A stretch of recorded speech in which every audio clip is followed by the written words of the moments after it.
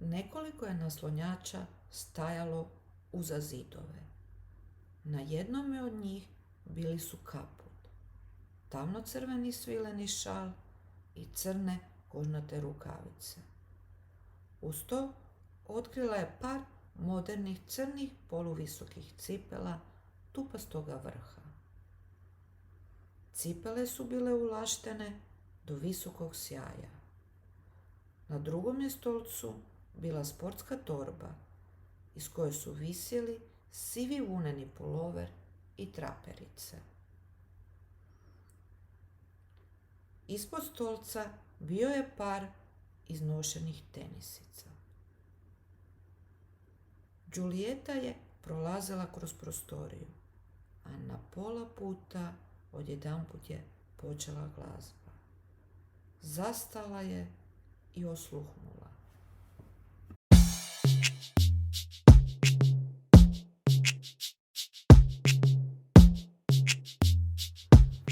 Bilo je to poput navještaja onoga što će skoro slijediti. Glazba je bila neodoljiva. Nakratko je zatvorila oči i zamislila kako bi se kretala slušajući je. Ali začudo, osjetila je samo jaku potrebu za plesati, bez jasne zamisli o tome kako.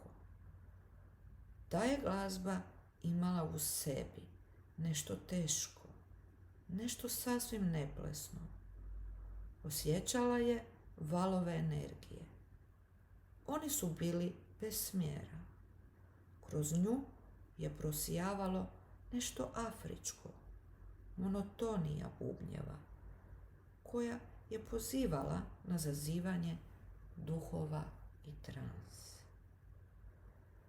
Bio je to neki određeni osjećaj koji ju je uznemiravao.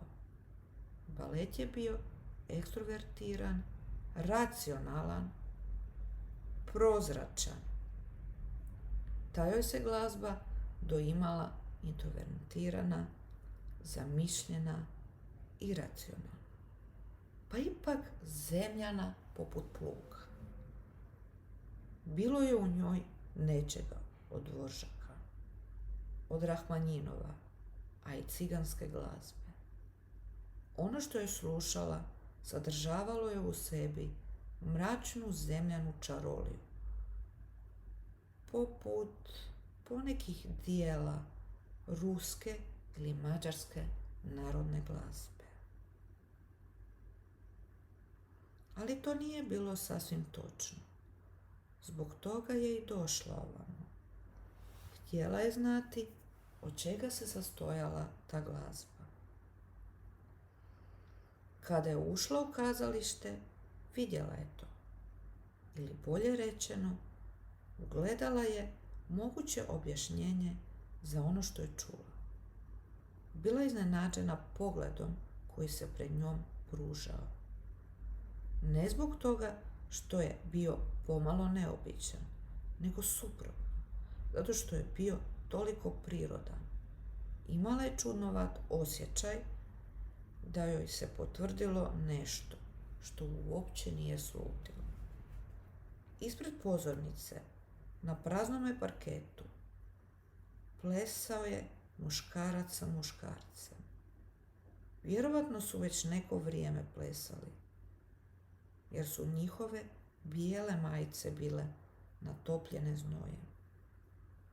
Imali su crne hlače sa naramenicama i bili su različite visine. Više od dvojice imao je kratko pošišanu kosu, već pomalo prošaranu sivkastim sjajem. Imao je dobro građen torzo, premišićav za klasičnoga plesača, ali istreniran i s vrlo lijepom ravnom linijom leđa do pozadine glave. Drugi muškarac imao je dugu, tamno smeđu kosu s razljekom u sredini i otraga svezanu u konjski rep. Njegova je tjelesna građa bila vitkija, a pokraj svojeg atletski građenog plesnog partnera doimao se gotovo nježnim. Njegovi su pokreti bili suzdržani i snažni. Energija koja se osjećala u zraku odmah je potpuno očarala Julietu. Vitki je plesač odguravao snažnijega plesača, nekoliko koraka ispred sebe. Nisu se dodirivali, nego su zrcalno izvodili iste pokrete. Tu se posebno mogla uočiti razlika između njih dvojice. Gracilni plesač kretao se poput grabežljivca, poput divlje mačke. Onaj napadnuti mu se odupirao nadmoćnom prisutnošću svojega tijela. Julieta je sjela za jedan od mramornih stolića, postavljen pokraj vrata, i nijemo je slijedila ono što se ispred njezinih očiju događalo. Činilo se da osim dvojice plesača tu nema nikoga. Kazalište je vjerojatno već doživjelo i bolja vremena, no unatoč kabelima koji su odsvud visjeli i boji koja se ljuštila sa zidova, zadržalo je neki određeni šarm. Nasuprot je prepoznala obrise šanka. Na kraju prostorije uzdizala se pozornica, no ona je bila zakrivena tamno-crvenim, baršunastim zastorom. Sa stropa su doduše pale gotovo sve daske, ali je zato sa njega visjela zadivljujuća zbirka kazališnih reflektora. Na stolac, koji je bio ispred zastora, na pozornici, s međom je ljepljivom vrpcom bila pričvršćena videokamera, čiji je objektiv bio usmjeren na parket ispred pozornice. Svjetleća dioda pokraj leće isijavala je intenzivnu crvenu, što je vjerovatno značilo da se snima. Ušla sam izravno u sliku, pomislila je. Sada se osjećala pomalo zbunjeno. Jednostavno je ušla ovamo, bez najave, nije pitala. Ovdje su bila dvojica plesača, koji su vježbali, a ona je jednostavno sjela i gledala. Ali, kada bi sada ustala i ponovno izašla, bilo bi to još čudnije. Vitkiju je plesač već primijetio. Jedan kratak trenutak pogledao je prema njoj. Njegovo je lice bilo ozbiljno, odsutno i nezadovoljno, ali nadala se, to je samo bio znak njegove usredotočenosti. Trebala je pričekati vani i pokucati. Kada bi glazba utihnula, umjesto upasti usred probe. Budući da je već bila tu, ostala je na svojemu stolcu i nastavila gledati. Iz iskustva je znala kako je to kada vježbaš, a iznenada se pojave gledatelji. Na početku bi samo malo smetalo, ali kad ste se automatski više trudili. Znatiželjno usluškivala glazbu i pratila pokrete dvojice plesača. Izvedba je u sebi imala nešto nestrpljivo i užurbano, što je ostavljalo bez daha. Odmah se moglo osjetiti. Ono što se ovdje događalo loše će završiti. Dvojica su se muškaraca međusobno borila. Mlađi je gonio starijega, poput bijesne životinje. Grubi, teški akordi bandoneona Đuljetu su podsjećali na stršljena, na agresivno zujanje kukca koji napada, ali stariji je od mlađeg, činilo se, htio nešto, što mu on nije bio spreman dati. Nije još bilo potpuno jasno kakva je to svađa između njih dvojice.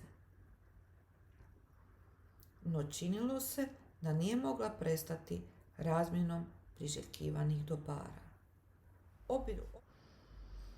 Obojica su htjela samo imati, ali ne i dati. Glazba je učinila ostatak, kako bi potaknula sukob.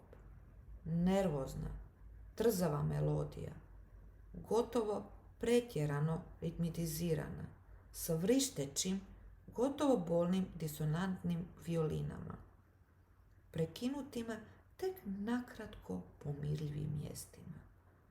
U međuvremenu ni jedan trenutak nije nestajao osnovni osjećaj smrtne opasnosti.